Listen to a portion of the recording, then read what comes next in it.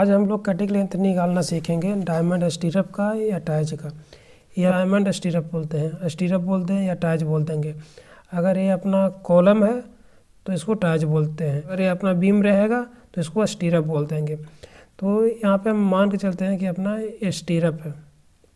Beam का size है क्या 300 बाई, जिससे पहले इसको डायग्राम को एक्सप्लेन कर देते हैं। ये अपना 300 बाई 350 mm का अपना बीम है। तो जैसे कि बीम में क्लियर कवर कितना 25 mm प्रोवाइड करता है, ये चारों साइड से बीम के लिए क्लियर कवर 25 mm प्रोवाइड कर दिए। ये अपना डायमंड स्टीरअप है। अब डायमंड स्टीरअप का कटिंग लेंथ का फॉर्मूला बिल्कुल एकदम सिंपल है। कटिंग लेंथ का फॉर्मूला जैसे कि आप देख लीजिए 4C + 24D। डी अपना डाया ऑफ बार हो जाता है। अगर सी का वैल्यू कैलकुलेट कर ले तो अपना कटिंग लेंथ आ जाएगा। तो सबसे पहले डायग्राम से देखते हैं कि सी का वैल्यू कहाँ से आएगा। जैसा कि अपना ये डायमंड स्टीरअप है, यहाँ पे सी का वैल्यू लिखा हुआ है। अब इसको देख लेते हैं डायमंड स्टीरअप कैसे। इसमें एक्चुअली पाइथागोरस प्रमेय के हिसाब से इसमें निकाल लेंगे।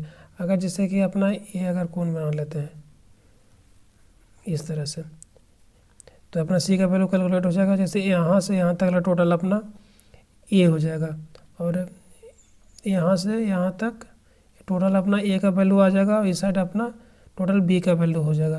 तो ये अपना b/2 हो जाएगा, ये भी अपना b/2 हो जाएगा। ये अपना सेंटर पॉइंट पे है, हाफ इधर अप हो जाएगा और हाफ इधर हो जाएगा। ऐसे ही सेम यहाँ पर a/2 हो जाएगा, और ये भी अपना a/2 हो जाएगा।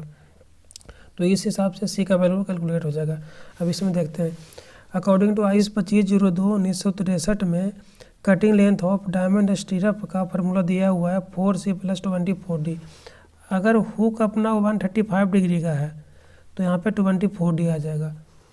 अब अगर हुक अपना 90 डिग्री का है, जैसे कि ये अपना हुक लेंथ सीधा इधर चला जाता है, ये हुक लेंथ इधर का जो यहाँ पे आ रहा है 135 डिग्री पे, वो अगर ऐसे 90 डिग्री पे आता तो अपना यहाँ पे 20D हो जाता है। अब इसमें 4C + 24D, यहाँ पे सी का वैल्यू अपने को कैलकुलेट करना है। तो सबसे पहले सी का वैल्यू कैलकुलेट करने के लिए ए का वैल्यू देखते हैं कि ए का वैल्यू क्या आएगा इस डायग्राम के हिसाब से। अगर ए का वैल्यू देखा जाए तो यहाँ से यहाँ तक का जो वैल्यू है वो ए का वैल्यू है, यानी क्लियर कवर इस साइड का माइनस कर देंगे और क्लियर कवर ऊपर का भी माइनस कर देंगे, तो अपना ए का वैल्यू कैलकुलेट हो जाएगा। तो ए बराबर 300 mm, अपना 300 mm का अपना चौड़ाई हो गया था। तो 300 mm का चौड़ाई था, तो चौड़ाई में से क्लियर कवर दोनों साइड का माइनस कर दिए। 25 mm 25 mm 25 mm इस साइड का क्लियर कवर, 25 mm इस साइड का क्लियर कवर, और जो 4 mm दोनों साइड से माइनस किया हुआ है ये डाया ऑफ वार है। जैसे कि अपना ये डाया ऑफ वार इधर, जैसे कि अपना स्टीरअप पे डाया हो गया 8 mm का प्रोवाइड किया हुआ था। तो स्टीरअप का दोनों साइड का सेंटर पॉइंट से कटिंग लेंथ निकालते हैं। अगर आई स्कोर से निकालें तो आई स्कोर के हिसाब से निकालें, तो अगर वही वेन डिडक्शन के हिसाब से निकालते हैं तो अपना आउटर सरफेस से निकाल देते हैं। लेकिन यहाँ आई स्कोर के हिसाब से निकाल रहे हैं तो इसीलिए अपना माइनस करेंगे 4 mm इस साइड से और 4 mm इस साइड से, तो 8 mm और माइनस हो गया। तो इसका टोटल माइनस करेंगे तो 242 mm आ गया। ए का वैल्यू यहाँ से यहाँ तक 242 mm है, तो a/2 का वैल्यू अपने इसका हाफ हो जाएगा। तो 242 / 2 = 121 mm आ गया। ऐसे ही सेम इस साइड से बी का वैल्यू निकाल लेंगे। तो बी का वैल्यू निकालने के लिए क्या करेंगे, अपना 350 mm का लंबाई हो गया, तो 350 mm से दोनों साइड का क्लियर कवर माइनस कर देंगे, माइनस हाफ अपना डाया ऑफ वार कर देंगे। जैसे 8 mm का है तो 4 mm माइनस इस साइड से हो जाएगा, 4 mm माइनस इस साइड से हो जाएगा। अगर यही अगर डाया 10 mm का होता तो 5 mm इस साइड से माइनस हो जाता, 5 mm इस साइड से माइनस हो जाता। तो यहाँ पे बी बराबर 350 - 25 mm clear cover minus 25 mm clear cover -4 = 292 mm। अब इसलिए b/2 = आ जाएगा 292 / 2 = 146 mm। अब यहाँ पे पाइथागोरस प्रमेय लगा देंगे। ये अपना 90 डिग्री का यहाँ पे एंगल बन जा रहा है, तो यहाँ पे 90 डिग्री का एंगल बन जाएगा। तो c² = क्या हो जाएगा, a/2 का स्क्वायर प्लस b/2 का स्क्वायर। तो इसीलिए c² = a/2 का स्क्वायर प्लस b/2 का स्क्वायर, और a/2 का वैल्यू a/2 का वैल्यू निकाल लिए हैं और b/2 का भी वैल्यू निकाल लिए हैं। इस तरह से इसको ड्राइव कर देंगे तो c का वैल्यू आ जाएगा। तो c = a/2 का वैल्यू निकाल लिए हैं, तो a/2 का वैल्यू 121 mm और b/2 का वैल्यू 146 mm। तो 121 का स्क्वायर प्लस 146 का स्क्वायर, अगर इसको कैलकुलेट कर लेंगे तो 189.62 mm आ जाएगा। लमसम 189 mm ले लेते हैं। और कटिंग लेंथ 4C, जैसे कटिंग लेंथ अपना फार्मूला क्या आया था 4C + 24D।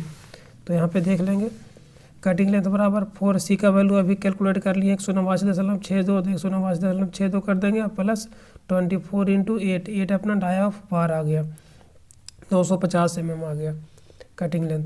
अगर 950 mm का एक स्टील काटेंगे 8 mm का, तो इस तरह का डायमंड रिंग अपना बन करके तैयार हो जाएगा। अब अकॉर्डिंग टू बेंड डिडक्शन, जैसे कि हमेशा वीडियो में हम दो तरह का फार्मूला बताते हैं, एक अपना अकॉर्डिंग टू आई स्क्वायर के हिसाब से बताते हैं और एक कटिंग लेंथ के हिसाब से बताते हैं।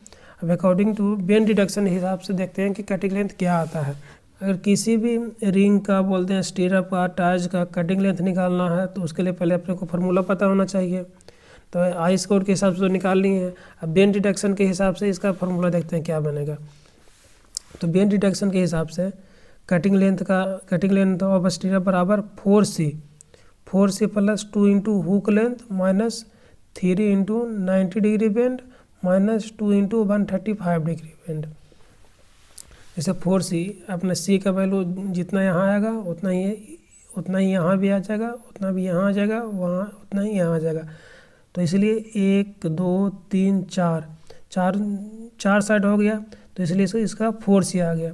और प्लस हुक लेंथ हो जाएगा 1 और 2 हुक लेंथ है, तो इसलिए 2 कर दिए, 2 × हुक लेंथ और माइनस बेंड डिडक्शन करेंगे। अब बेंड इसमें कितने आ रहे हैं 1 2 3, 90 डिग्री का अपना 3 बेंड आ रहा है और 135 डिग्री का 2 बेंड आ रहा है, तो इसलिए 3 × 90 डिग्री का बेंड, 90 डिग्री का अपना 3 आ रहा है, तो इसलिए 3 बेंड डिडक्शन कर दिए। माइनस 2 × 135 डिग्री बेंड, 135 डिग्री का बेंड अपना 2 था, 1 2, तो इसलिए यहाँ पे 2 × 135 डिग्री बेंड कर देंगे। अब इसको और इस तरह से भी लिख सकते हैं 4C + 2 × 10D। अपना हुक लेंथ का वैल्यू आता है 10D, इसलिए 10D लिख दिए, माइनस 3 का तो 3 रह गया। 90 डिग्री के लिए बेंड कितना होना चाहिए, जैसे अगर 45 डिग्री है तो अपना 1D हो जाता है, 90 डिग्री है तो बेंड डिडक्शन 2D हो जाएगा, और 135 डिग्री है तो बेंड डिडक्शन 3D हो जाएगा। अगर 180 डिग्री है तो बेंड डिडक्शन 4D हो जाएगा। ऐसा आपको बहुत सारे यूट्यूब के वीडियो में मिलेंगे, लेकिन ये टोटली रॉन्ग है, क्योंकि अगर आप इसको प्रैक्टिकल साइड पे करेंगे तो अपना स्टीरअप का हुक लेंथ शॉर्ट पड़ जाएगा अगर इस हिसाब से अगर बेंड डिडक्शन करते हैं तो। इसलिए मैं हमेशा रिकमेंड करता हूँ कि बेंड डिडक्शन कहीं भी आए, चाहे कोई भी डिग्री में हो, 45 डिग्री, 90 डिग्री, 135 डिग्री या 180 डिग्री हो, हमेशा डी का वैल्यू 1D लेकर चलें। इससे आपका कटिंग लेंथ बिल्कुल सही आएगा। इसका एक प्रैक्टिकल साइट पे कर चुके हैं, इसका डिस्क्रिप्शन में लिंक दे देंगे, आप उस वीडियो को देखें, आपको बिल्कुल क्लियर हो जाएगा यह टॉपिक। तो अब इसमें यानी C का वैल्यू अपने को निकालना पड़ेगा। D का वैल्यू तो अपने को पता है कि हाँ डाया बार होता है, जो कि 8 mm का इसमें दिया हुआ है, तो C का वैल्यू कैलकुलेट करेंगे। तो इसमें जैसे कि C का वैल्यू यहाँ पे पहले से ही कैलकुलेट किए थे इसके लिए, लेकिन बस इसमें डिफरेंस ये था कि अगर आई स्क्वायर के हिसाब से निकालते हैं तो इसके सेंटर से निकालेंगे। जो भी अपना रिंग बोलते हैं या स्टीरअप बोलते हैं तो इसके सेंटर से निकालते हैं। अकॉर्डिंग टू बेंड डिडक्शन अगर लेते हैं तो इसका आउटर सरफेस, यानी ये अपना आउटर सरफेस और सिर्फ ओनली क्लियर कवर माइनस करते हैं। तो इसलिए जैसा कि पहले से ही कैलकुलेट कर रखे हैं, ए का वैल्यू 300 माइनस क्लियर कवर दोनों साइड से माइनस कर दिए तो 250 mm हो गया। ऐसा ही कि बी का वैल्यू में 350 माइनस क्लियर कवर दोनों साइड का माइनस कर दिए 25 mm, जैसे कि इसमें 25 mm इस साइड का, 25 mm इस साइड का, तो इसमें अपना आ जाएगा बी का वैल्यू 350 माइनस 25 यानी 300 mm आ गया। इसीलिए A/2 बराबर 250 divide by 2 125 mm, B/2 is equal to 300 divide by 2 is equal to 150 mm। अब इसीलिए C बराबर फॉर्मूला क्या होता है, पाइथागोरस प्रमेय से अंडर रूट A/2 का स्क्वायर प्लस B/2 का स्क्वायर आ जाएगा। जैसा कि हम पहले कैलकुलेट कर लिए थे, यहाँ से अपना C का वैल्यू फाइंड आउट करना है। तो अपना 90 डिग्री का बन रहा है, एक कर्ण हो गया, तो कर्ण का स्क्वायर बराबर लंब का स्क्वायर प्लस आधार का स्क्वायर हो जाता है। तो ऐसे ही इसलिए C बराबर हो जाएगा अंडर रूट A/2 का स्क्वायर प्लस B/2 का स्क्वायर, और अपना A/2 का वैल्यू 125 mm निकाल लिए। अब B/2 का वैल्यू 150 mm निकालें, इसमें वैल्यू पुट कर देंगे, C का वैल्यू आ गया। तो अब इसका कटिंग लेंथ का वैल्यू देख लेते हैं कितना आ रहा है। तो = 4 लिखा हुआ है, तो पहले 4 का तो 4 हो जाएगा, और C का वैल्यू अभी फाइंड किया 195 mm, तो यहाँ पर लिख देंगे 195 mm प्लस 2 × 10 × D का वैल्यू 8 mm का डाया ऑफ बार, 8 mm का डाया ऑफ बार है, इसलिए D का वैल्यू 8 हो जाएगा, -3 × 1D -2 × 1D। D का वैल्यू D का वैल्यू 8 mm है, तो इसलिए D की जगह पे 8 लिख देंगे, और यहाँ पे D की जगह पे 1 × 8 लिख देंगे। इसको कैलकुलेट करेंगे तो यहाँ पे 900 mm आ जाएगा, यानी इसका कटिंग लेंथ 900 mm आ गया। अब आई स्कोर के हिसाब से निकालते हैं तो 950 mm आ रहा है, अकॉर्डिंग टू बेंड डिटेक्शन करते हैं तो 900 mm, यानी 2 इंच का डिफरेंस आता है। तो अगर आई स्कोर के हिसाब से निकालते हैं तो 2 इंच अपने को सरिया ज़्यादा काटना पड़ेगा, जो कि ऐसे ही बेस्ट हो जाएगा। अगर एक रिंग में 2 इंच फालतू हो रहा है यानी 50 mm, तो इस हिसाब से देख लेते हैं कितने सारे रिंग बनते हैं, तो बहुत सारा मतलब एक डिफरेंस आता है, अपने को उसमें लॉस है।